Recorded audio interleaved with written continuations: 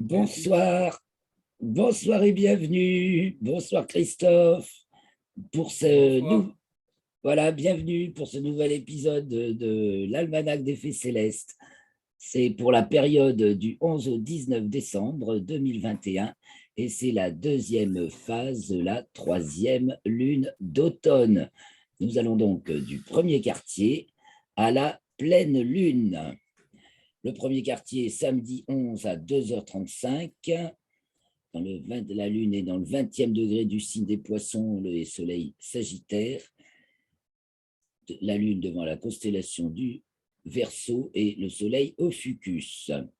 Et donc, il se passe 8 jours, on va raconter tout ce qui se passe, et la pleine Lune sera le dimanche 19 décembre à 5h35. Et ce sera la plus haute pleine Lune de l'année et la plus petite aussi, parce qu'elle se rapproche de son apogée. Voilà, donc on va d'abord regarder qu'est-ce qu'on peut voir dans le ciel cette semaine, et puis ça nous amènera à considérer la succession des fées célestes pour cette période. Bon, je partage l'écran. Allons-y, bon, on va aller sur Stellarium. Donc voilà, sur Stellarium. Est-ce que tu vois bien mon écran, Christophe? Ça va? Ça va? Donc, je démarre le 12, non, le 11, pardon, le 11, hein, mais ça, oui. Donc, le samedi 11 décembre à 17h09, c'est l'heure du coucher du soleil chez moi. Évidemment, ça varie un petit peu pour chacun. Il faut savoir que nous sommes dans la période des couchers de soleil les plus précoces de l'année. Même, je vais vous dire ça précisément, donc jusqu'au 15 à peu près, au 14. À 42 degrés de latitude nord, les couchers de soleil les plus précoces ont lieu du 1er au 14 décembre à 17h35. À 45 degrés de latitude nord, c'est du 7 au 12 décembre à 17h18. À 50 degrés de latitude nord, du 8 au 15 décembre à 16h58. Plus on est au nord, plus il se couche tôt, jusque-là. Et puis, à partir du 13 décembre, il arrête de se coucher de plus en plus tôt et il se met à se coucher, recommencer à retarder un peu l'heure de son coucher.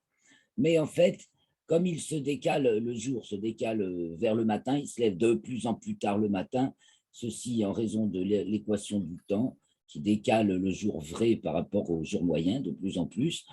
Donc en fait, les jours continuent à diminuer parce qu'en global, sur les 8 jours, là, il perd 4 minutes, il en perd 6 le matin et il en gagne 2 le soir, puisque le 19 au soir, il se lève déjà 2 minutes plus tard que le 13 décembre. Les jours vont diminuer, bien sûr, jusqu'au 21 décembre, jour du solstice d'hiver pour l'hémisphère nord. Et à partir de là, ils se mettront à rallonger, mais ils continueront à se lever de plus en plus tard le matin jusqu'à début janvier. Mais ils accroîtront leur durée sur le soir. Voilà, donc c'est la période des nuits les plus longues de l'année. Et donc, ça va être aussi celle de la pleine lune la plus haute de l'année, car la pleine lune suit le parcours, la pleine lune d'hiver suit le parcours du soleil d'été dans le ciel, plus ou moins sa latitude. Donc là, c'est plus, ça sera encore plus haute que ne passe le soleil au moment autour du solstice d'été. Alors allons-y, que va-t-on voir dans le ciel? Alors à partir du coucher du soleil, le 11, donc coucher du soleil qui advient 17h09 chez moi.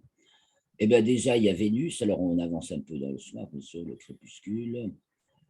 Donc très vite, on voit Vénus, bien entendu. Il faut savoir qu'il y a Mercure, mais que encore bien difficile à voir. Vous voulez que je cherche Mercure? Allez, je cherche Mercure. Vous voyez, elle est couchée, elle se couche à... On va mettre un... Elle se couche le 19 à 17h27, soit une vingtaine, un quart d'heure après le soleil, c'est encore beaucoup trop tôt. Ah non, là, c'est le 12. Ah oui, le 12, un quart d'heure après le soleil, c'est beaucoup trop tôt pour la voir. Et le 19, elle se couche à 17h51, elle prend 25 minutes, mais ce n'est pas encore visible. Voilà. Donc, Mercure se couche très vite après le soleil. Excusez, il y a ma chienne qui aboie.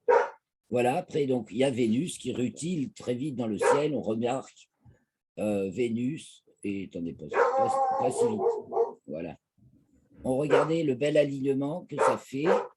Vénus, Saturne et Jupiter. Donc, Vénus et Jupiter qui rivalisent de brillance. Vénus est beaucoup plus brillante. Elle est plus bas sur l'horizon, mais enfin, ça fait des éclats brillants. Elle a atteint son maximum d'éclats cette semaine là qui vient de passer. Et donc, regardez, elle se trouve pile entre... enfin non, Saturne se trouve pile entre les deux très brillantes, que sont Vénus et Jupiter. Seulement Vénus va avancer sur l'écliptique jusqu'au 18-19, le 14. Alors j'avance jour après jour là. Nous sommes le 14, le 15, le 16, le 17. Alors je devrais mettre l'écliptique, voilà, on va peut-être mieux progresser. Le 18, elle devient stationnaire et entame sa rétrogradation. Ah, voilà Didier. Et donc, en fait, on va voir qu'elle va être au plus proche de Saturne. C'est le 17, écart minimum entre Vénus et Saturne, le 17. Elles sont une trentaine de degrés d'écart. Salut Didier. Ça va? Ouais. Eh bien, on est déjà... J'ai fini le programme. C'est l'été chez toi, on se croirait sous les tropiques. Ouais. De montrer Vénus qui va se mettre à rétrograder donc à partir du 18 dans le plan équatorial et du 19 dans le plan écliptique. Donc la pleine lune s'accompagne de fait, pour la pleine lune, on a la rétrogradation de Vénus et le passage de Mars à son descendant, puis le lendemain de Vénus à son ascendant. On va reparler de ça tout à l'heure. Pour l'instant, on voit le ciel, début de nuit. Donc, nous sommes ici déjà au 18. Moi, je m'étais mise au 12 pour commencer. Voilà, au 11, plus exactement. Et donc, voilà, en ce moment, on a un alignement Vénus, Saturne, Jupiter très brillant. Donc, même à Paris, on les voit au moins Vénus et Jupiter, et comme avec un peu de bol, Saturne. Bien sûr, si le ciel est dégagé. Bon. Ce qui n'est pas toujours le cas. Ben, en ce moment, c'est difficile. Hein. Ah, à Paris, il fait beau. Ah ben, tant mieux. Ah oui? Pas dans l'Essonne, apparemment.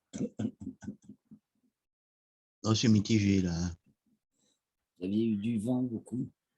Voilà un peu une vue Ah un oui, peu beaucoup. reculée là, du ciel de début de nuit. Donc, on a toujours en début de nuit l'étoile faux maillot du Verseau, du Poisson austral, pardon, qui passe au méridien. Et par rapport à Jupiter, voilà, ça brille à peu près comme Saturne.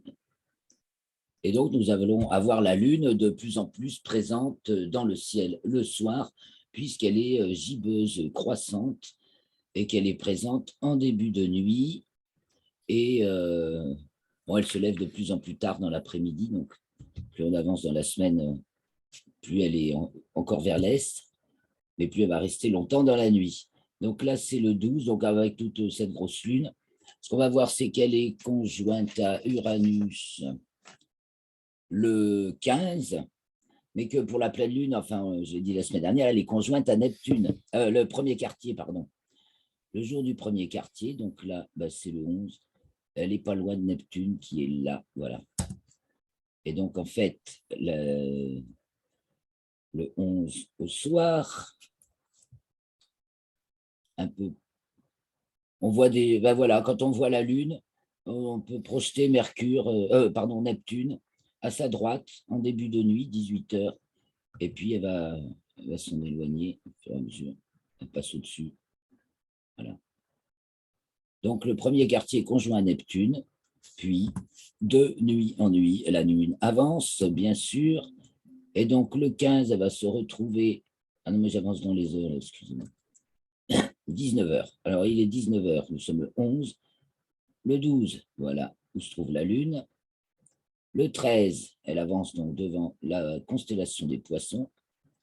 Le 14, elle se trouve conjointe à Uranus.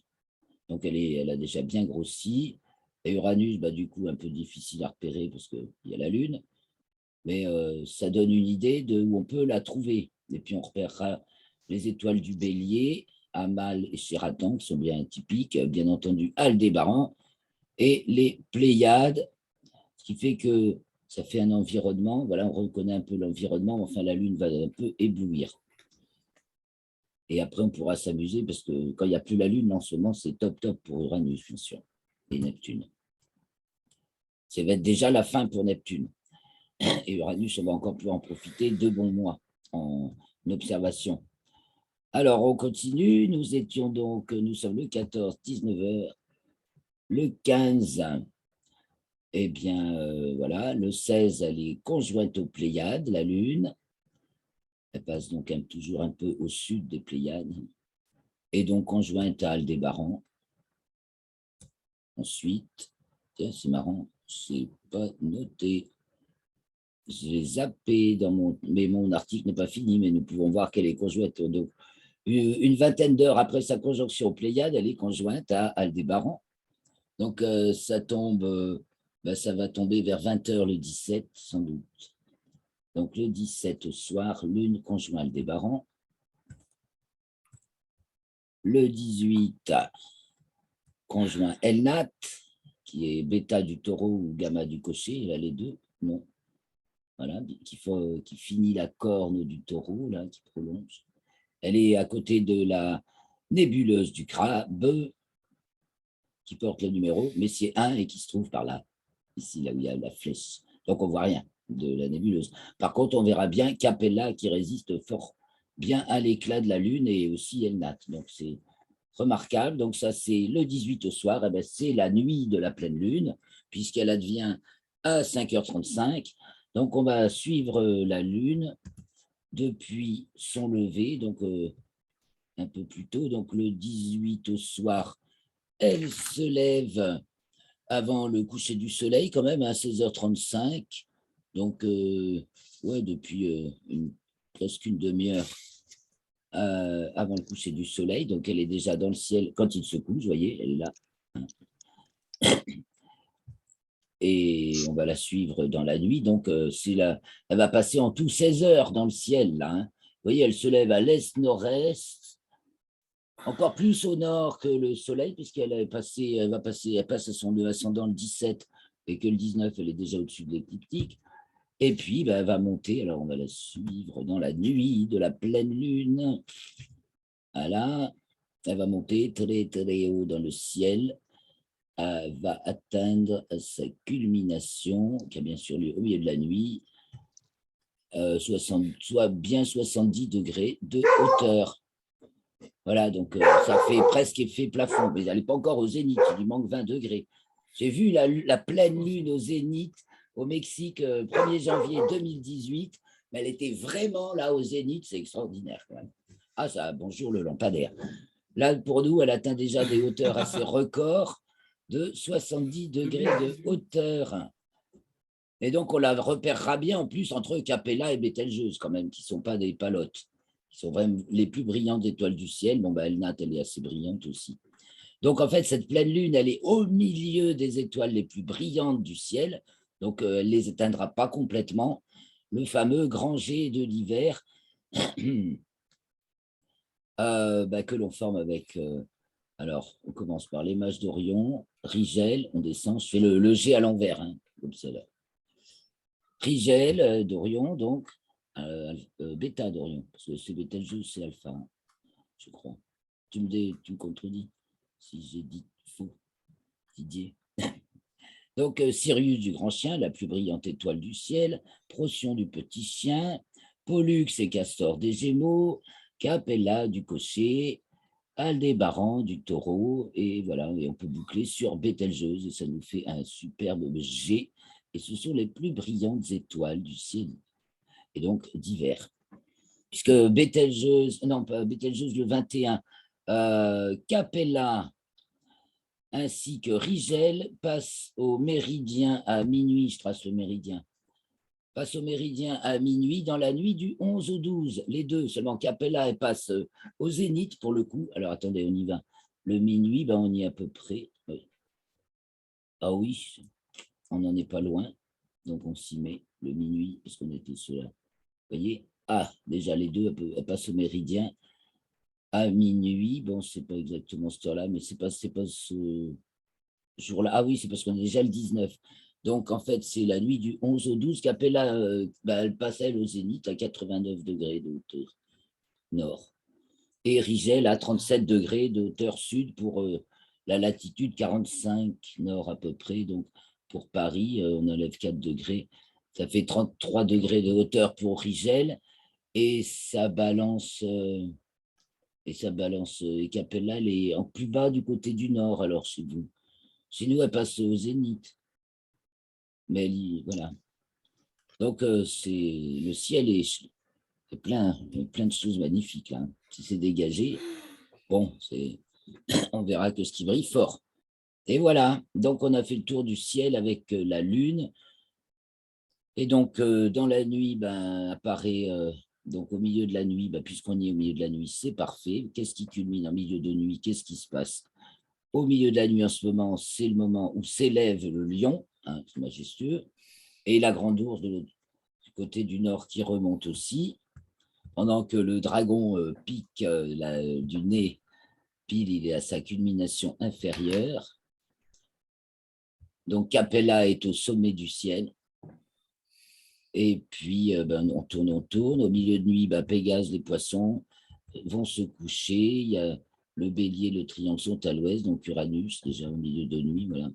Elle va devenir plus observable en début de nuit.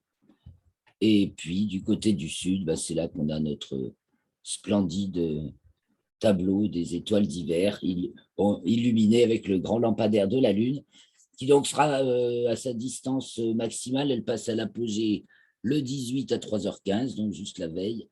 Donc, elle a un petit diamètre apparent de 29,5 minutes d'arc, mais ce qui visuellement, à part d'avoir un gabarit pour comparer la Lune quand elle est au plus près et quand elle est au plus loin, visuellement comme ça, au milieu du ciel, on ne voit pas la différence, si on ne le sait pas. Voilà. Bon, ai-je bien présenté alors ce qu'il ne va pas falloir louper? Attendez, j'allume les étoiles filantes. Là, c'est le grand festival des étoiles filantes cette semaine. D'abord, Oui. il y a plein d'essaims, mais surtout, il y a surtout celui des Géminides, le 14, un des plus beaux essaims de l'année, qui a un pic horaire moyen de 120 étoiles filantes au zénith à l'heure. Les autres, c'est 3, 5 maxi. Là, 120 tout d'un coup, ça fait comme les gros, comme les Perséides, quoi. C'est un des plus gros essaims. Et donc, son maximum, c'est dans la nuit du 14, plutôt en fin de nuit, parce que la Lune sera couchée. La Lune du 13 au 14. Et puis, comme vous voyez, il y a plein d'autres étoiles filantes dans le ciel. Donc, il va y avoir les comas bérénicides, les Léominorides de décembre, les Delta Cancrides, les Orionides, et encore, et encore, et encore. Bon, disons que. Alors, donc, puisqu'il y a la Lune en début de nuit, les Ursides, qui fait aussi pas mal quand même d'étoiles, qui ont pas mal d'étoiles filantes, jusqu'à fin décembre. Donc, radiant petit ours, j'ai marqué grand ours. Les comas bérénicides, c'est-à-dire qui semblent sortir de la chevelure de Bérénice. Donc, des étoiles filantes à la toque. Voilà. Bon, je vais arrêter. Puis, il y a la comète Léonard. Léonard. Attendez, je vais chercher. Donc, qui passe, qui sera au périhélie début janvier, mais qui passe au plus près de la Terre, justement le 12 décembre. Et apparemment, c'est les dernières magnitudes mesurées, elle est à magnitude 5, donc visible à l'œil nu, dans un bon ciel, sans lune. Voilà. Donc,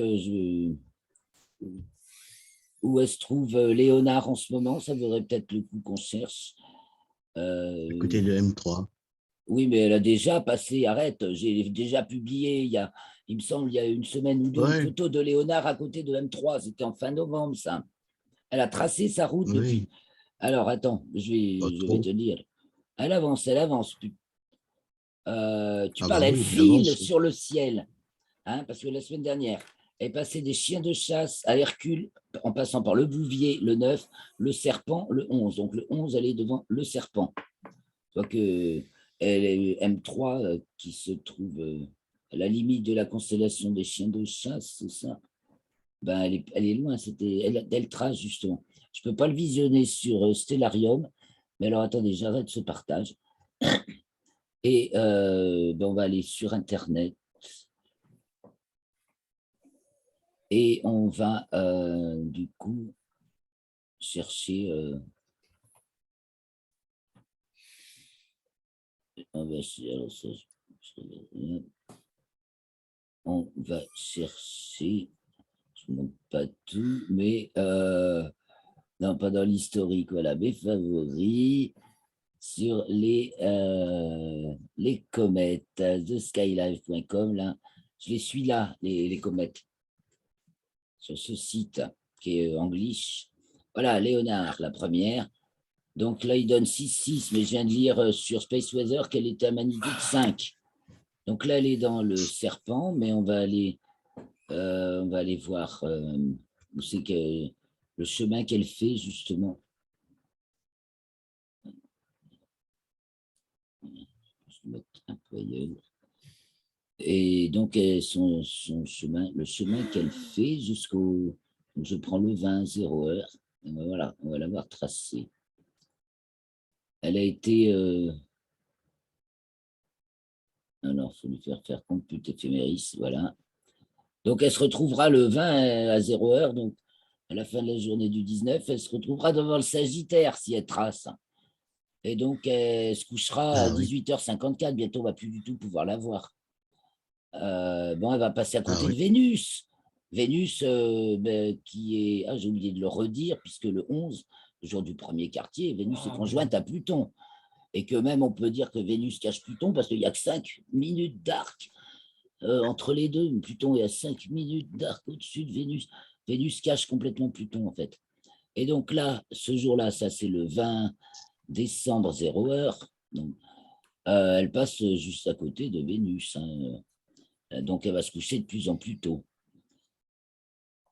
Et donc, bah, il faut se dépêcher pour l'observer cette semaine.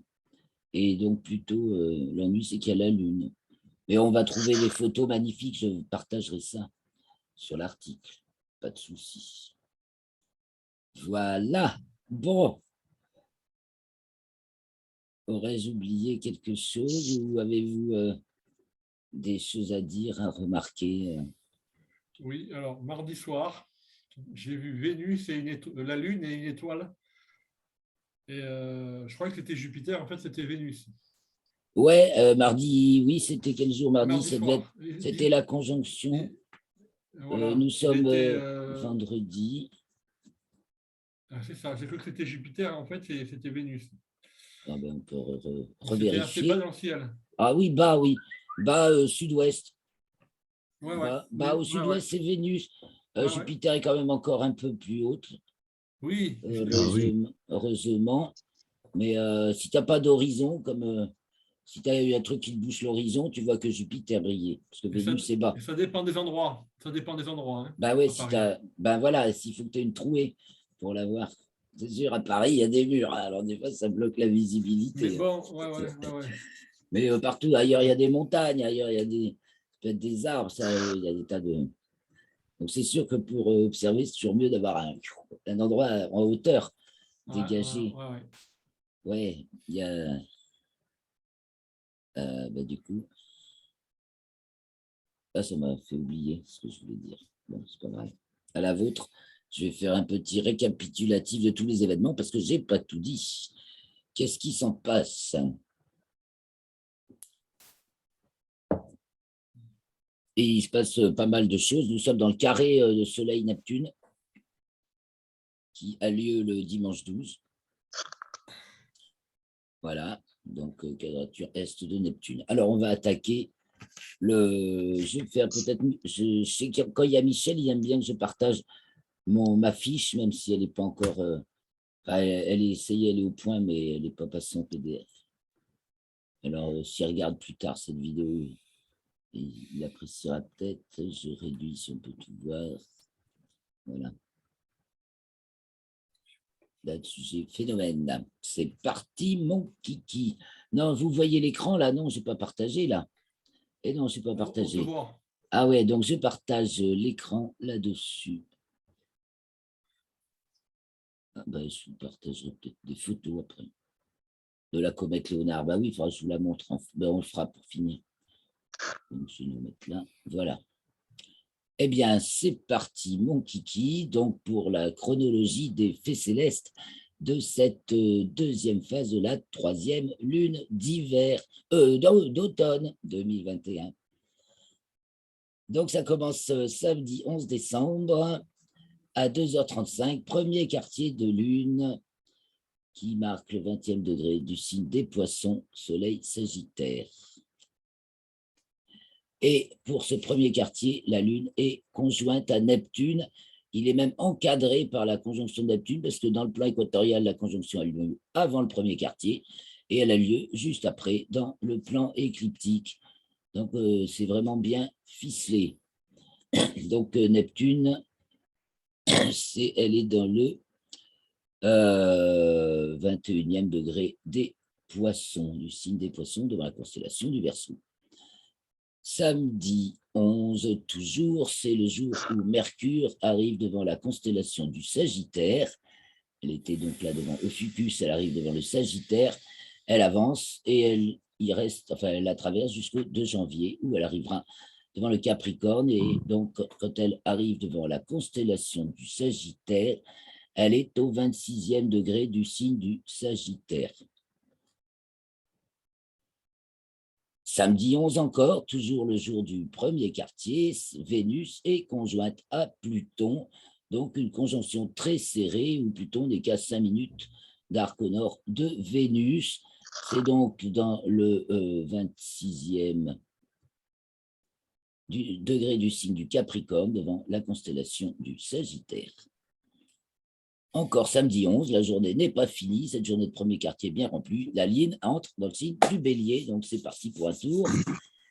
Et nous attaquons le dimanche 12 quand même. Le dimanche 12, c'est d'abord le jour de l'heure du carré Soleil-Neptune, qui marque le 21e degré, Sagittaire Poisson, qui va se produire en fait dans le plan équatorial le 14 décembre et en héliocentrique, donc Terre carré Neptune, le 14 décembre également dans le 23e degré Gémeaux Poisson. Parce que si le Soleil est en Sagittaire, c'est que la Terre est en Gémeaux. Voilà, donc ce mardi 14, jour du carré Soleil-Neptune. J'ai déjà sauté un mardi 14. Ah, j'ai loupé des trucs. Ah, j'ai oublié. Non, le 12, dimanche 12. Dimanche 12. La Lune arrive devant la constellation de la Baleine à 9h26 et elle passe en déclinaison nord à 17h14. Elle est alors dans le 0, non, ça, vraiment ces trucs-là, c'est un peu gênant, 10e degré du signe du Bélier. Et nous arrivons à lundi 13. Lundi 13, Mars entre dans le signe du Sagittaire en géocentrique et va y rester jusqu'au 24 janvier. Et donc, elle entrera dans ce moment-là dans le signe du Capricorne. Donc, la mardi 14, Terre carré Neptune. Ensuite, mardi 14, 9h10, d'abord 5h28. Ah non, lundi 13, d'abord 5h28, la Lune est entrée dans la constellation des Poissons. Mardi 14, Terre carré Neptune. 9h10, la Lune entre dans le signe du Taureau. Arrive dans la constellation de la Baleine à 15h47, puis celle du Bélier à 17h30. À ce moment-là, Jupiter arrive devant la constellation du Verseau, parce que comme elle y était déjà devant le Verseau, elle y était arrivée au printemps, et puis comme elle avait rétrogradé, elle était revenue devant... elle était déjà... non, qu'est-ce que je dis? Oui, elle était devant le Capricorne. Elle était arrivée devant le Verseau au printemps, puis ensuite, comme elle a rétrogradé, elle est revenue devant le Capricorne. Et comme elle a repris son mouvement direct, maintenant, elle revient devant le Verseau et elle va s'y trouver jusqu'au 14 avril. Elle se retrouvera après dans la constellation des Poissons. Donc, rentre dans la constellation du Verseau et elle est dans le 28e degré du signe du Verseau. Ah, mais je me suis, voyez, trompé en couleur là. Il faut que je mette de l'orange, que ce soit juste la couleur de Jupiter. Sinon, ça n'a pas de sens. Là. Eh bien, c'est tout pour mardi 14. Mardi 14, ouais. Mercredi 15. D'abord, la Lune est conjointe à Uranus à 7h50. La planète Uranus, un petit degré 25 minutes au nord de la Lune. Elle culmine à 22h. Donc, à 22h, on peut repérer, enfin, imaginer Uranus un petit peu, tout petit peu au-dessus de la Lune. Marque le 12e degré du signe du Taureau devant la constellation du Bélier. Ensuite, c'est Mars qui arrive devant la constellation du Scorpion. Donc, elle était devant la Balance jusqu'à présent. Elle va se trouver devant la constellation du Scorpion jusqu'au 24 décembre et elle arrivera ensuite devant Ophiuchus. Elle est donc dans le 2e degré du signe du Sagittaire à ce moment-là. Ensuite, nous avons... Ah ben non, mercredi 15, c'est bon, hein. Voilà. Jeudi 16, Mercure atteint sa déclinaison minimale. Je signale qu'elle est hors limite zodiacale du 2 au 28 décembre. Et donc, elle atteint là son minimum à moins 25 degrés 26 minutes par rapport au plan équatorial. Elle est devant la constellation du Sagittaire et elle signe 4 degrés Capricorne. 4e Capricorne. Et jeudi 16, elle est aussi Mercure conjointe à Pluton en héliocentrique. Boum, boum, ça fait 2 down. C'est down, down. Donc, en héliocentrique, c'est le 26e degré du signe du Capricorne. Encore jeudi 16. Pendant ce temps-là, la Lune est arrivée devant la constellation du Taureau à 8h32. Et elle elle entre dans le signe des Gémeaux à 21h42. Et donc, même pas le quart d'heure qui suit, enfin si, ça se décale de plus en plus quand même. Dans les 20 minutes qui suivent, elle est conjointe aux Pléiades, puisque les Pléiades marquent de nos jours le 1er degré du signe des Gémeaux, donc elle passe à 4 degrés, 13 minutes au sud des Pléiades. On peut toujours remarquer les Pléiades aux jumelles, mais évidemment, c'est un peu le moment où la Lune éteint l'éclat de l'amas. Voilà. Pardon, ça c'est sûr, tu dis? Oui. Bon, c'est tout pour le 16. C'est tout pour le 16. Mercure conjoint Pluton, je l'ai dit. Vendredi 17, 1h11, la Lune passe à son nœud ascendant. Elle passe donc en latitude écliptique nord et la longitude du nœud ascendant en ce moment, c'est 2 Gémeaux, 2e Gémeaux, donc entre 1 et 2 Gémeaux. Il va bientôt arriver en Taureau, hein, la ligne des nœuds en janvier, je crois. Ça est plus pour longtemps à ce que ça change l'axe des nœuds change de signe. Vendredi 17, en héliocentrique, Mercure entre dans le signe du Verseau et va s'y trouver, j'ai oublié de le noter, mais je crois jusqu'au 26 décembre. Nous arrivons donc à samedi 18. La Lune sort des limites zodiacales à 0h42. Donc, elle monte en déclinaison et elle va atteindre sa déclinaison maximale, mais le 20 sans doute, parce que sinon, ce serait marqué. À moins que je l'ai zappé, mais je ne crois pas. Non, ça doit être juste le 20 au début de journée. Et donc, elle sort des limites zodiacales et elle est à l'apogée à 3h15, samedi 18, donc apogée au plus loin de la Terre, ça veut dire. Et donc, elle en est à 406 678 km, soit 63,7 rayons terrestres. Ces apogées, en ce moment, sont de plus en plus lointains.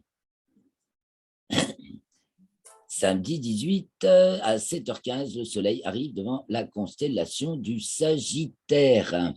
Donc, il était devant Ophiuchus, il arrive maintenant devant le Sagittaire. Alors, quand le Soleil, le maître du zodiaque, arrive devant la constellation du Sagittaire, il marque le 27e degré du signe du Sagittaire.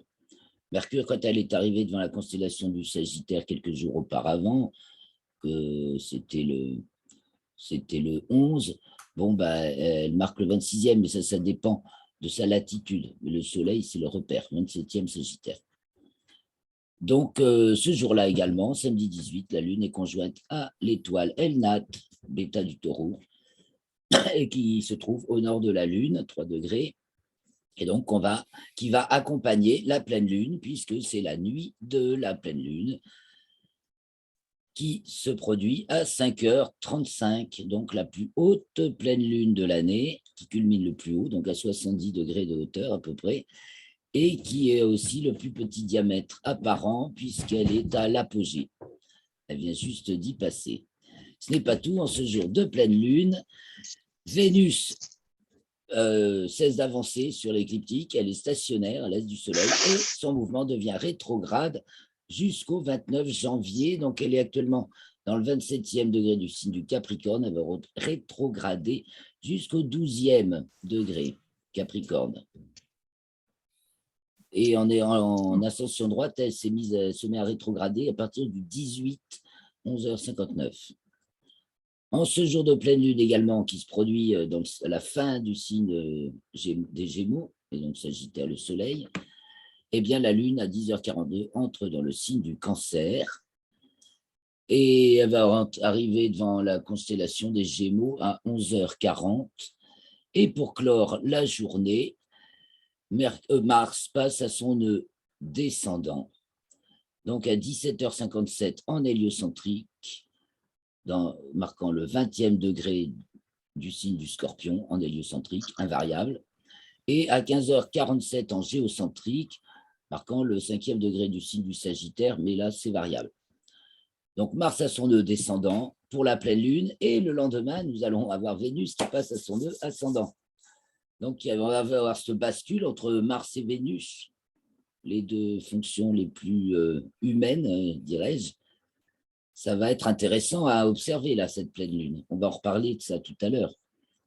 Voilà, alors, les étoiles filantes, la comète Léonard, et puis les planètes. Donc, à part Mercure, qu'on ne peut pas voir encore, on voit bien Vénus, on voit bien Saturne, on voit bien Jupiter. On peut commencer à voir Mars le matin. Je ne l'ai pas montré, ça. Et Neptune et Uranus avec des instruments quand il n'y a pas la Lune. Ah ben, un petit Mars du matin, si vous voulez, puis on se quitte et on se dit à tout à l'heure. Je partage. Quand je sors du boulot. Ah, tu la vois déjà? Je peux le voir, mais je peux essayer de voir si je peux essayer de à voir. Paris, ça risque d'être dur encore. Attendez, alors je repartage. Je repartage l'écran. Non, mais d'accord. On repart sur Stellarium. Je vais observer alors. Ben attends, alors on va s'y mettre un peu. Le 19, c'est parfait. À quelle heure?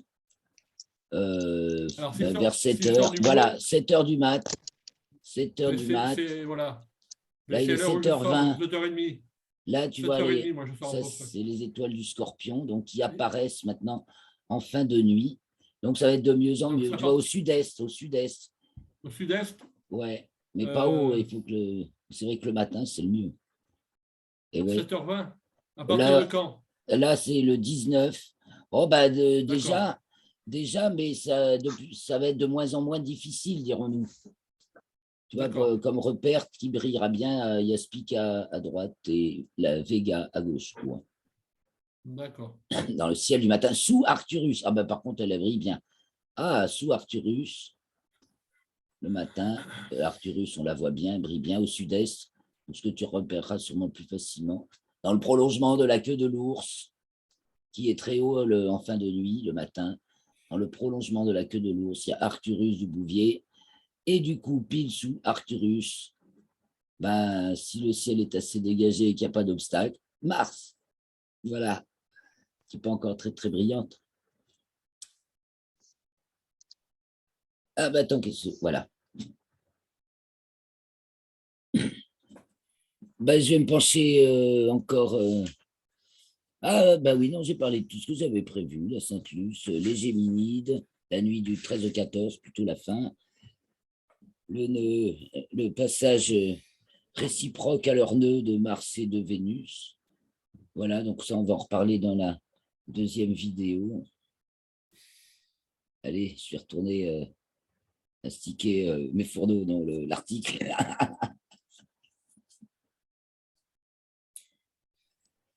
À moins que vous ayez des commentaires intéressants à nous faire ou des questions qui pourraient intéresser tout le monde. On a encore 5 minutes. Je ne vois pas. Voilà, bah là, on voit bien tout. Là. J'ai Bon. mes Jupiter, Lune, Saturne bien en place. Ah oui, on va avoir donc ben on va avoir des beaux alignements de planètes, ouais, parce qu'elles font elles dessinent un collier là sur le. L'alignement, Elles ouais. nous dessinent l'écliptique. Ouais. C'est assez remarquable. Et moi, Ouais. l'alignement, j'en ai vu un fin novembre sur le bassin d'Arcachon. Oui, ben, avec Vénus, Saturne Vénus, et Saturne, Jupiter, Jupiter. elles font Ouais, c'était l'alignement. fin novembre. Et oui, Il et était donc, 6 heures du soir. ouais, et donc Vénus se J'ai montré rapproche. à ma mère. Ouais. J'ai montré à ma mère et je lui ai donc dit, le sud, il est par là. Elle a vu où était le sud. Ah, ouais, parce qu'ils étaient à peu près au sud.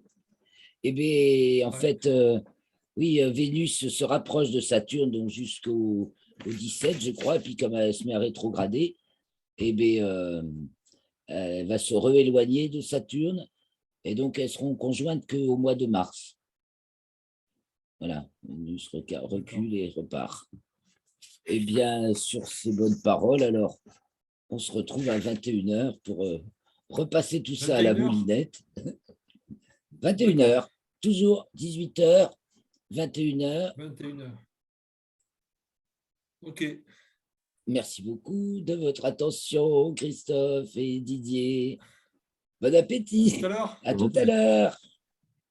Oui, bah là, on peut observer, là, c'est dégagé ici. Ah, il suffirait que je me tenais. C'est comme ça, c'est rafraîchi, c'est possible. Ouais.